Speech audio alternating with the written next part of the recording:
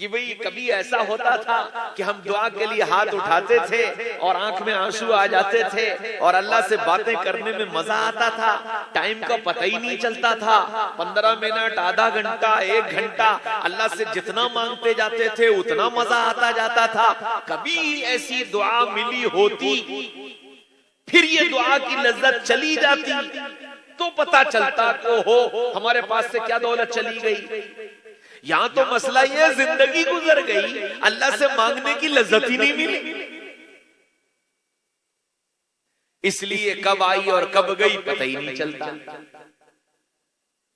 मैं अपना हाल बयान कर रहा हूं आपसे,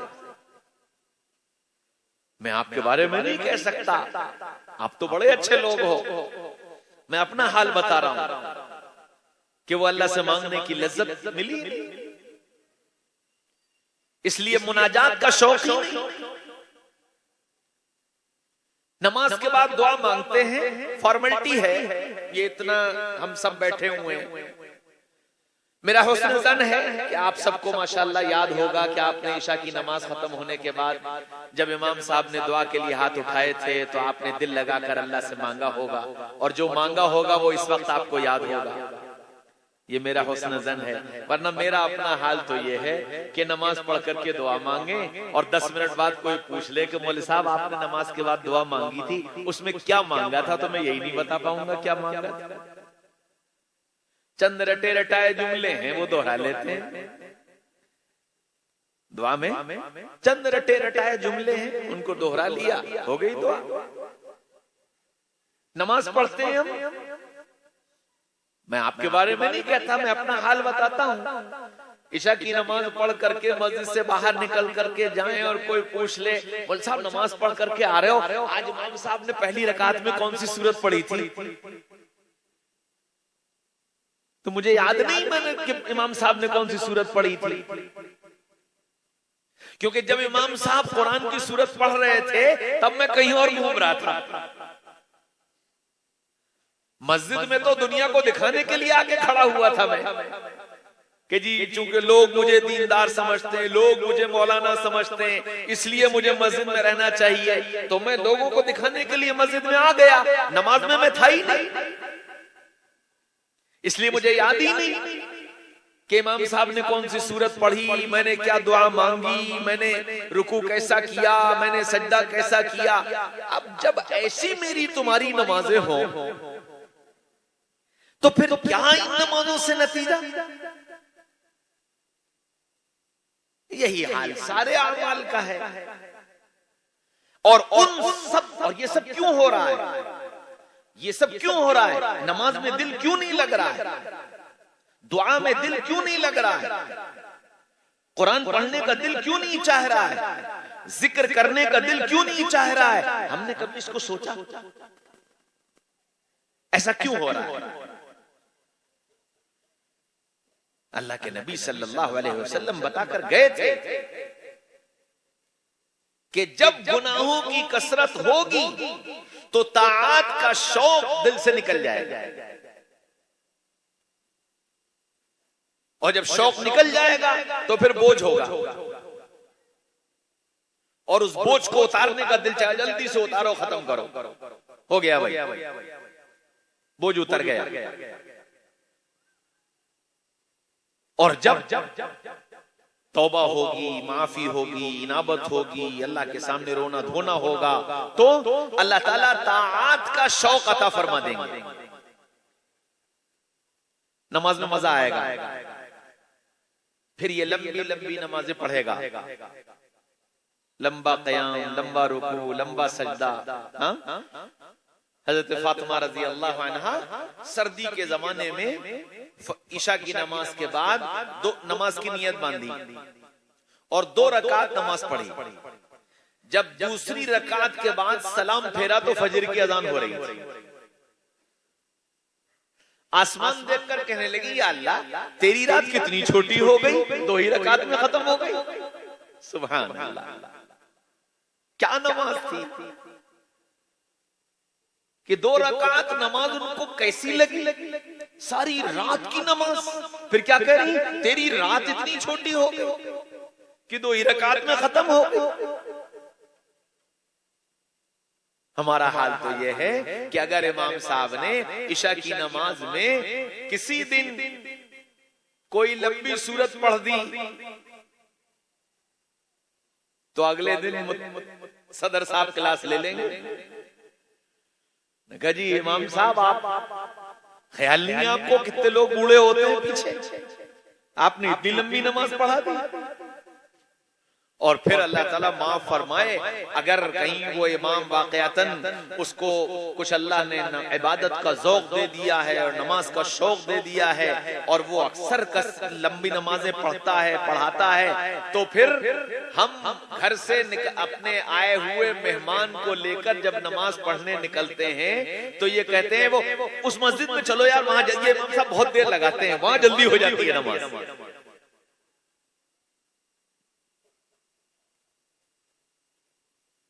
हो सकता है आपको मेरी बातें बहुत कड़वी लग रही हैं कि आज ही क्या लेकर के बैठ गए हैं सारे, हर जो जुमला जबान से निकल रहा है वो हमारे ही अंदर से जो है वो ऑपरेशन किए दे रहा है। हो सकता है कड़वे लग रहे हैं, माफ करना मुझे, लेकिन ये वो दर्द है, वो दास्ताने हैं, वो दुख है जिसने इस वक्त पूरी उम्मत को ऐसे अजाब में मुब्तला कर रखा है कि उम्मत चीख रही है, चिल्ला रही है, कट रही है, मर रही है। इसके मकान, इसके कारोबार, इसकी बस्तियां इस पर ढाई जा रही हैं, इसकी औरतों को बेवा किया जा रहा है, इसके बच्चों के चीथड़े उड़ाए जा रहे हैं, लेकिन इस उम्मत की एक आह नहीं सुनी जा रही, एक आह नहीं सुनी जा रही।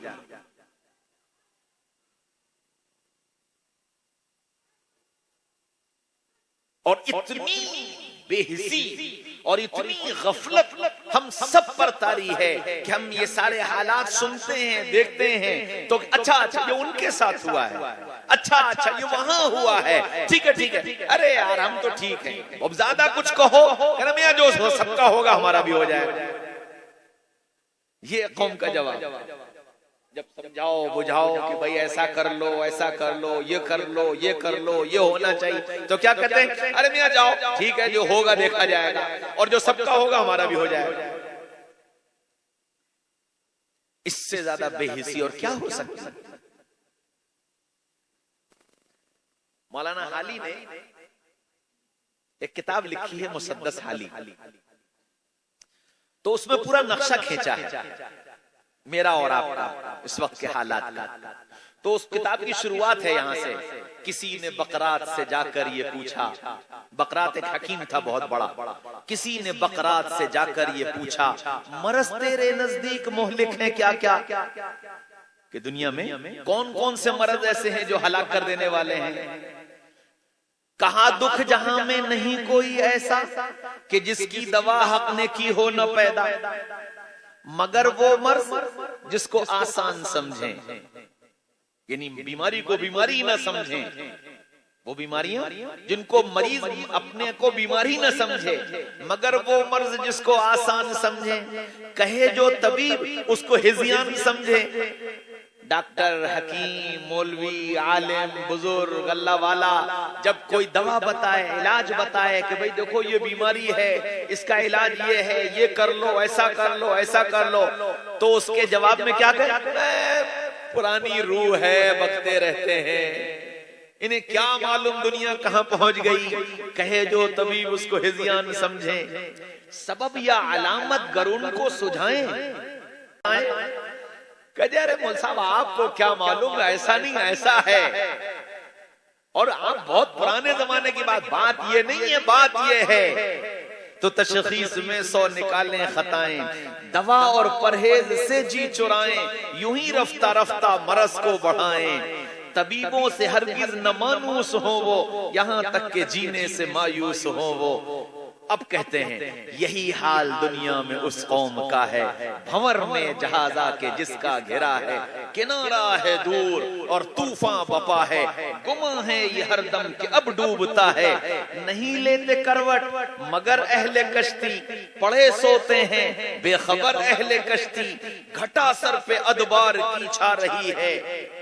जुल्म ज्यादती घटा सर पे अदबार की छा रही है, हलाकत समा अपना दिखला रही है, नहूसत पसो पेश मंडरा रही है। आगे पीछे नहूसत बदबख्ती मंडरा रही है, नहूसत पसो पेश मंडरा रही है। चपो रास्त से गली कूचों से, चपो रास्त से ये सदा आ रही है कि कल कौन थे आज क्या हो गए तुम, कि कल कौन थे आज क्या हो गए तुम, अभी जागते थे अभी सो गए तुम। पर उस कौम गाफिल की गफलत वही है, तनज़्ज़ुल पस्ती तनज़्ज़ुल पे अपने कनाअत वही है, मिले खाक में पर रऊनत वही है। हाँ, बेनाम हो गए, मिट्टी कर दिए गए, कोई सुन नहीं रहा, कोई देख नहीं रहा, लेकिन खान साहब की मोशों का ताव नहीं जा रहा। मिले खाक में पर रऊनत वही है, हुई सुख और ख्वाब राहत वही है। न अफसोस उन्हें अपनी जिल्लत पे है कुछ, न रश्क और कौमों की इज्जत पे है कुछ। बहाइम जानवर, बहाइम की और उनकी हालत है यकसा, जानवरों की और उनकी जिंदगी एक जैसी हो गई है। बहाइम की और उनकी हालत है यकसा, कि जिस हाल में है उसी में है शादा। जानवर को कालीन पे बिठा दो तो भी खुश, और कीचड़ में बिठा दो तो भी खुश। यही हाल कौम को हो गया, स्टेज पे लाके बिठा दो तो भी खुश, और दरिया उठाने पे लगा दो तो भी खुश। बहाइम की और उनकी हालत है यकसा, कि जिस हाल में है उसी में है शादा। न जिल्लत से नफरत, न इज्जत का अरमा, न दोज़ख से तरसा, न जन्नत के ख्वाहा। लिया अक्ल दी से न कुछ काम उन्होंने, किया दीन बरहक को बदनाम उन्होंने। वो दी जिसने आदा को इख्वा बनाया, वहूश और बहाइम को इंसान बनाया, गुदड़ियों को आलम का सुल्तान बनाया। ये पूरी कहानी है जो मौलाना हाली ने इस कौम की सुनाई। हाँ? एक एक जुमला ऐसा लगता है जैसे हमारी और आपकी जिंदगी को देख करके वो बोल रहे हैं। एक एक जुमला, एक एक मिसरे को आप उठाओ तो लगता है जैसे उनके सामने इस वक्त की पूरी कौम का हाल था और उस हाल को उन्होंने बयान कर दिया। कोई हमें अफसोस नहीं। कौम का हाल, हमारे बच्चों का हाल, ऐसी कौम और ऐसे यूं कहा जाए मंजिल से बेखबर। हमारे बच्चे स्कूल, कॉलेज, यूनिवर्सिटी, मदरसा पढ़ने जाते हैं, उनको ये नहीं मालूम है कि हमें बनना क्या, करना क्या। हमारे यहाँ कॉलेज में एडमिशन के लिए आते हैं कि वो 9th में एडमिशन लेना है। क्या पढ़ोगे? साइंस। भाई साइंस में जगह नहीं। अच्छा तो कॉमर्स दे दो, कॉमर्स में टेस्ट होगा। अच्छा तो आर्ट दे दो। 9वीं क्लास में आने तक उसे ये नहीं मालूम है कि मुझे साइंस पढ़नी है या मुझे कॉमर्स पढ़ना है या मुझे आर्ट पढ़ना है। और मजे की बात, हाई स्कूल कर लिया साइंस से, और फर्स्ट ईयर में जब एडमिशन लेने आए कहने सर आर्ट लूंगा, मुझे साइंस से आर्ट में ट्रांसफर कर दो। हर साल अगर 100 बच्चे हाई स्कूल से फर्स्ट ईयर में आते हैं तो 100 में 20 बच्चे ऐसे होते हैं जो कोई साइंस से आर्ट में जाता है, आर्ट से साइंस में जाता है, आर्ट से कॉमर्स में जाता है, कॉमर्स से साइंस में आता है, साइंस से आर्ट में पहुंचता है। कम से कम 20-30 बच्चे ऐसे होते हैं जिन्हें यही नहीं पता हमें जाना कहां। अब उस कौम का क्या हाल होगा जिसको अपनी मंजिली का ना पता हो, यही नहीं मालूम। मदरसे में पढ़ रहा है, मदरसे का भी यही हाल है कि मदरसे के बच्चे से पूछो कि जी तुम पढ़कर क्या करोगे। अब चूंकि मदरसे में दीनी जहन बनाया गया, दीनी माहौल दिया गया, तो 99% बच्चे कहते हैं दीन की खिदमत करें, दीन की खिदमत करें। मैं तो अक्सर मदारिस में जाता हूं तो मैं तो तलबा से बात करता हूं और उनसे यही मुज़ाकरा करता हूं, पहले ये बताओ तुम यहाँ पढ़ रहे हो तो क्या करोगे। बहुत अच्छी बात है, दीन की खिदमत बहुत अच्छी बात है, कोई गलत नजरिया नहीं है, लेकिन तुम जो इल्म हासिल कर रहे हो इस इल्म में तुमने किस चीज को मुंतखब किया, तुम्हारा पसंदीदा फन कौन सा है। तुमने किसी फन को पसंद किया तो उसके लिए कौन सा रास्ता इख्तियार किया। तुमने उसके मुताले के बारे में पूछा, उसके पढ़ने के बारे में पूछा, उस फन में आगे मैं क्या क्या कर सकता हूं, इसको मैं कुछ नहीं। अक्सर मैं तलबा से कहता हूं कि हमारे स्कूल कॉलेजेस में नर्सरी से लेकर और हाई स्कूल तक 13 साल में बच्चा पहुंचता है। और हाई स्कूल की औकात क्या है? हाई स्कूल की औकात यह है कि आपकी डेट ऑफ बर्थ 23/10/1972 है, बस इतनी औकात है उसकी। इससे आगे की कोई औकात नहीं। अब तो चपरासी की नौकरी भी नहीं मिलती हाई स्कूल पर। ये 13 साल में हाई स्कूल तक पहुंचता है, ये बताने के लिए कि जी मेरी डेट ऑफ बर्थ ये है जो इस पे लिखी है, इस काम का है ये सर्टिफिकेट। इससे ज्यादा की कोई औकात नहीं इसकी। और हमारे यहाँ मदरसे में 11 साल, 12 साल, 13 साल पढ़ने के बाद हजरत अल्लामा मौलाना मुफ्ती फला सैयद आदम मुस्तफा साहब। अब जाहिर बात, जब अल्लामा बन गए तो फिर अब आगे क्या? अब आगे के बारे में मैं क्या सोचूं, क्या करूं? अब तो जाहिर बात है कि मैं मुक्तदा हूं और मैं पेशवा हूं और मैं रहबर हूं। कौम को मेरी सुननी चाहिए, कौम को मेरे पीछे चलना चाहिए, कौम को मेरी बात माननी चाहिए, मेरी इज्जत करना चाहिए, मेरी कदरदानी करनी चाहिए। मैं इल्जाम में मुब्तला हो गया।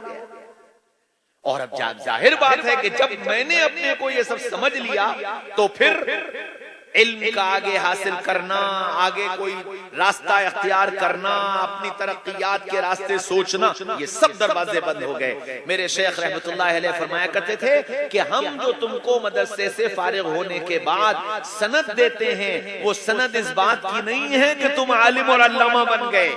वो सनद इस बात की इजाजत होती है कि अभी तक तुमको खुद से किताब पढ़ना नहीं आती थी। 13 साल में हमने तुम्हें इस लायक बनाया है कि अब तुम किताब खुद से पढ़ सकते हो, लेकिन वो भी पूछ कर पढ़ना, क्या पढ़ें क्या ना पढ़ें।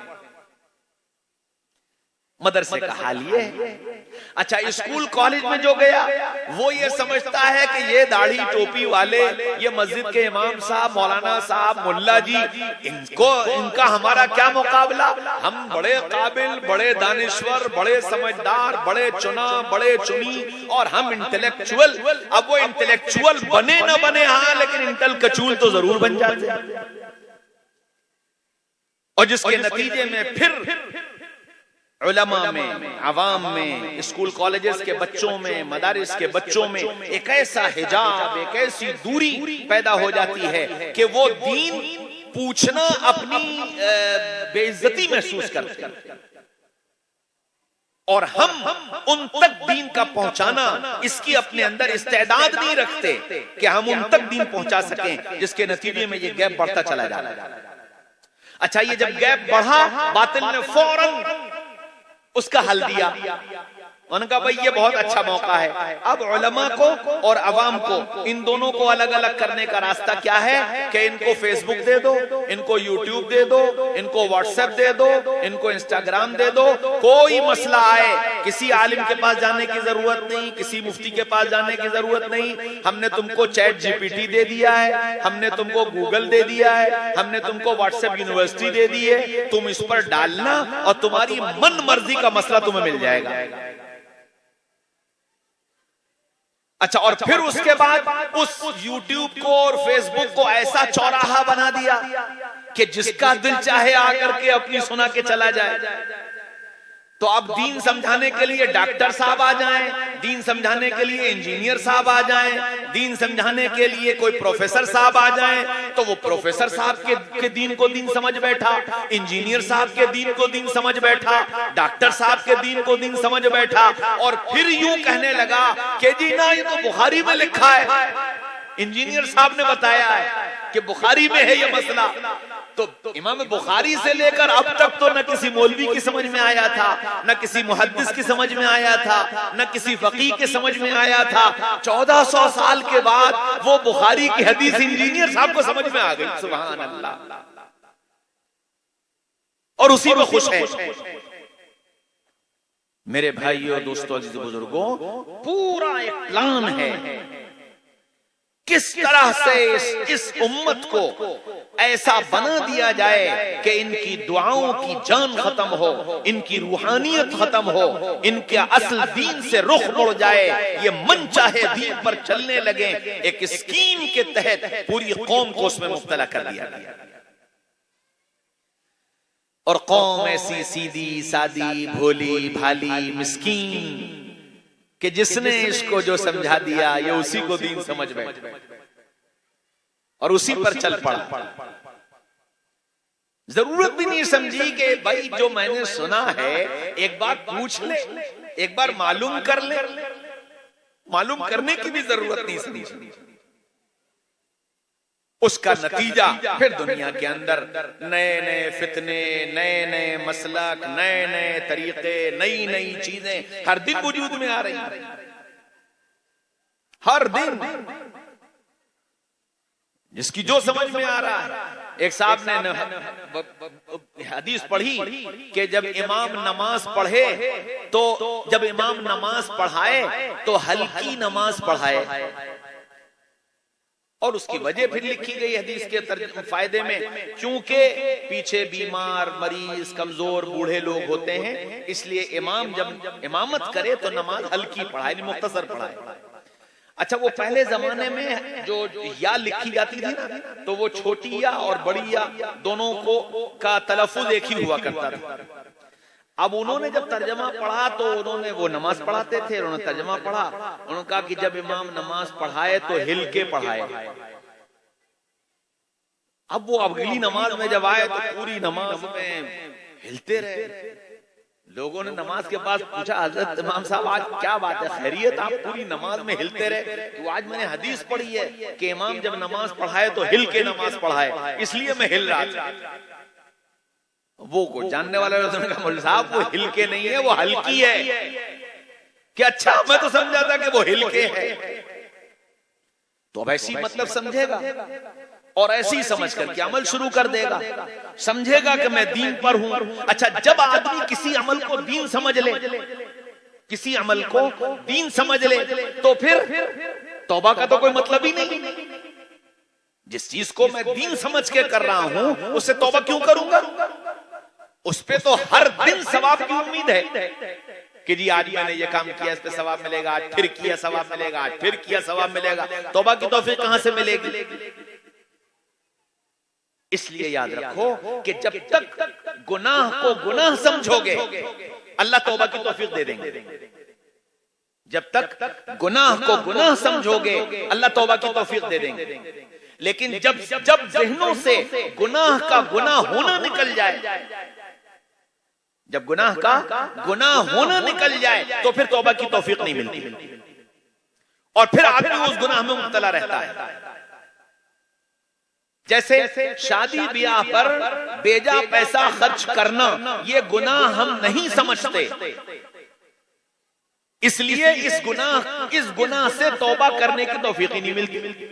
अगली शादी आती है फिर और उससे आगे बढ़कर, और अगली शादी आई तो और उससे आगे बढ़कर। क्यों? इसलिए कि उसको गुनाह समझे ही नहीं कि फजूल खर्ची गुनाह है, रस्म रवाज गुनाह है, माल के गलत कमाने और माल के गलत खर्च करने को गुनाह नहीं समझा। इसलिए हर दिन कमाई के नए नए अंदाज और नई नई गुनाह की शक्लें इख्तियार करता चला जा रहा है। इसको ख्याल ही नहीं आता कि मैं गुनाह कर रहा हूं। अब जब ख्याल नहीं तो तौबा नहीं। इसलिए मेरे भाइयों, दोस्तों, अजीजों, बुजुर्गों, दीन ये खिलौना नहीं है। दीन खिलौना नहीं है। दीन मोहम्मदुर रसूलुल्लाह सल्लल्लाहु अलैहि वसल्लम की लाई हुई 24 घंटे की जिंदगी का नाम। वो उस जिंदगी का मेरी जिंदगी में जिंदा होना ये मकसूद है। हज़रत मौलाना इलियास साहब रहमतुल्लाह अलैह से मुफ्ती किफायतुल्लाह साहब ने पूछा, क्या मौलाना तुम इस तबलीग के जरिए से चाहते क्या हो? ये जो जमातें निकाल रहे हो कि जाओ जाओ, निकलो निकलो, चाहते क्या हो? तो हज़रत मौलाना इलियास साहब ने फरमाया जमीउ इहया मा जाअ बिही नबी सल्लल्लाहु अलैहि वसल्लम, जो कुछ नबी पाक सल्लल्लाहु अलैहि वसल्लम लेकर आए थे पूरा का पूरा, पूरी की पूरी उम्मत में जिंदा हो जाए, मैं ये चाहता हूं। ये मकसूद था। तो हम तबलीग वालों ने उसको महदूद कर दिया। उन्होंने कहा जी बस दीन इसका नाम है कि चल्ला लगा लो, 4 महीना लगा लो, इज्तिमा कर लो, हो गया दीन पूरा। जबकि चाहा यह जा रहा था कि वो जिंदगी जो रसूलुल्लाह सल्लल्लाहु अलैहि वसल्लम देकर गए थे, जिसमें अखलाक सिखाए गए, मामलात सिखाए गए, माशरत सिखाई गई, माँ बाप की खिदमत बताई गई, माँ बाप की इताअत बताई गई, बच्चों की तरबियत बताई गई, बीवी के साथ रहना बताया गया, घरेलू जिंदगी सिखाई गई। एक एक चीज जो नबी सिखा कर गए थे, इस दावत के काम का मकसद उस पूरी जिंदगी को पूरी उम्मत के अंदर पूरा पूरा जिंदा करना था।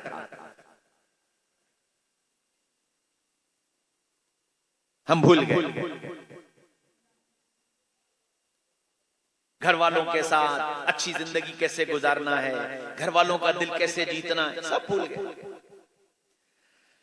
मैं आपको एक किस्सा सुना। अल्लाह के नबी सल्लल्लाहु अलैहि वसल्लम ने अपने घर की औरतों का दिल जीतना सिखाया। और कैसा सिखाया?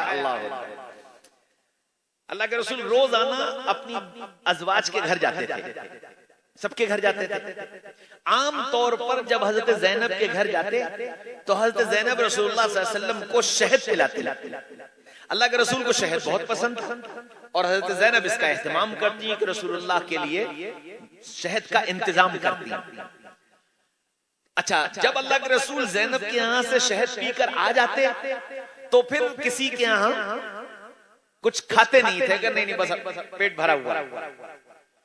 अब ये बात जो और दूसरी अज़वाज थी उनको लगी अल्लाह के रसूल ज़ैनब के यहाँ से शहद पी के आ जाते हैं और हम लोग के यहाँ कुछ खाते पीते नहीं है, रोजाना का ये मसला हो गया। तो हजरत आयशा, हजरत हफ्सा, हजरत सफिया ये जमा हुई। उन्होंने कहा भाई ये ज़ैनब का शहद बंद करवाओ, ये ज़ैनब का शहद बंद करवाओ। कि कैसे बंद होगा? तो हजरत हफ्सा ने ये कहा कि देखो आज जब अल्लाह के रसूल आए हम तीनों के यहाँ, तो पहले तो हम तीनों, और अगर और भी कोई शामिल हो जाए साथ में तो और शामिल कर लो, 4-5 जो भी शामिल हो जाए। जब जिसके पास आए बस वो इतना कहे या रसूलल्लाह आज आपने क्या नीम का शहद खाया है? नीम का शहद कड़वा होता है तो उसकी कड़वाहट मुंह में महसूस होती है। तो वो अल्लाह के रसूल आए, ज़ैनब के यहाँ गए, शहद पिया और शहद पी करके आए। हजरत सफिया के यहाँ पहुंचे, या रसूलल्लाह आज आपने नीम का शहद पिया? अल्लाह के रसूल फरमाए नहीं तो। अच्छा मुझे लगा। हफ्सा के यहाँ पहुंचे, या रसूलल्लाह आज आपने नीम का शहद पिया? नहीं तो। कहने अच्छा मुझे लगा था। हजरत आयशा के यहाँ पहुंचे, या रसूलल्लाह आज आपने नीम का शहद पिया है? अरे भाई ये क्या नीम का शहद, नीम का शहद, जहां जा रहा हूं नीम का शहद। भाई अच्छा आज से मैं शहद पीऊंगा ही नहीं, आज से मैं शहद पीऊंगा ही नहीं। ठीक। अच्छा ये क्यों कहा रसूलल्लाह? ये बात क्यों कही? अल्लाह के रसूल को ये लगा कि मेरे इस शहद के पीने से इन बीवियों को तकलीफ हो रही है। तो अल्लाह के रसूल ने उनका दिल जीतने के लिए ये कहा कि अच्छा आज से मैं शहद पीऊंगा ही नहीं। अब जिब्रील कुरान लेकर के आया, या अय्युहन नबी लिमा तुहर्रिमु मा अहल्लल्लाहु लका तबतगी मर्ज़ात अज़वाजिक। नबी जी जिस चीज को मैंने हलाल किया है आप उसको अपने ऊपर हराम कर रहे हैं बीवियों को खुश करने के लिए। ऐसा मत करिए। अच्छा ये आयत पहले नहीं आ सकती? अल्लाह तो नबी को बहुत से मामलात में पहले खबर दे देता था कि या रसूलल्लाह ऐसा होने वाला है, ऐसा हो रहा है, ये जो आ रहे हैं इसलिए आ रहे हैं। ये सब बातें अल्लाह के रसूल दसियों वाक़यात से। इस वाक़े पर अल्लाह ने क्यों नहीं बताया कि या रसूलल्लाह आज आप घर जाएंगे तो ये प्लानिंग है, आयशा ने और हफ्सा ने और सफिया ने ये प्लानिंग बना रखी है, जरा इस हिसाब से जाइएगा। अल्लाह बता सकता था ना, लेकिन अल्लाह ने नहीं बताया, बाद में बताया। क्यों? दो बातें समझाने के लिए। पहली बात तो ये समझाई कि देखो बीवियों का, अपने घर की औरतों का दिल जीतना कहां तक रसूलुल्लाह सल्लल्लाहु अलैहि वसल्लम ने तुम्हें करके दिखाया। फिर कुरान भेजकर ये बता दिया कि हाँ दिल जीतना है, लेकिन ये ख्याल रखना हलाल को हराम मत करना और हराम को हलाल मत करना। ये कुरान उतार के बता दिया। नबी के अमल से ये बताया कि दिल जीतो, कुरान के जरिए से ये बताया कि हद ये है कि हराम को हलाल मत करना और हलाल को हराम मत करना। मैंने तुमने कितना दिल जीता? हमने तो बस एक ही सबक याद है, अर्रिजालु कव्वामून अलन निसा, मर्दों को हाकिम बनाया गया है औरतों को। अब हुकूमत चला रहे, दिल जीतना ही नहीं सीखा कि रसूलुल्लाह सल्लल्लाहु अलैहि वसल्लम ने दिल जीतना बताया था कि उसका दिल जीतो, और जब दिल जीत लोगे तो फिर जो चाहोगे वो करेंगे। अल्लाह के रसूल सल्लल्लाहु अलैहि वसल्लम ने यूं फरमाया कि घर के अंदर जब तुम जाओ तो ऐसे जाओ कि घर वाले तुमको देखकर खुश हो जाए, और घर वालों को यह हुक्म दिया कि तुम ऐसे बनो कि जब तुम्हारा मर्द घर में आए तो तुमको देखकर खुश हो जाए। तो अब दोनों तरफ मामला उलट गया। बीवियां शादी में जाती हैं बड़े सज संवर कर, इतना सज संवर कर के हर न चाहने वाले की भी निगाह उन पर पड़ जाए, और घर के अंदर ऐसी मैली कुचैली बदबूदार रहती हैं कि देखने का दिल न चाहे, और फिर चाहती ये है कि मर्द किसी और को देखे ना। ये घर की औरतों की ज्यादती है। और मर्दों की ज्यादती ये है कि मर्द घर में आया, मुस्कुराहट घर के बाहर छोड़ देगा, और पेशानी के बल घर के दरवाजे से अंदर लेकर आएगा। जब तक घर में रहेगा पेशानी के बल नहीं जाएंगे, और जब तक घर में रहेगा होंठ से ले रहेंगे। बीवी कुछ पूछेगी बस, इससे आगे इसका जबान नहीं खुलती। आगे वो कोई बात करे, पूछे, मालूम करना चाहे, कोई हूं हां से अलावा इसके पास कोई दूसरा जवाब नहीं होता।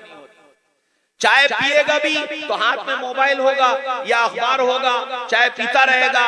बीवी की तरफ निगाह उठाना ये गुनाह समझता है कि मैंने अगर बीवी की तरफ देख लिया तो कोई गुनाह हो जाए।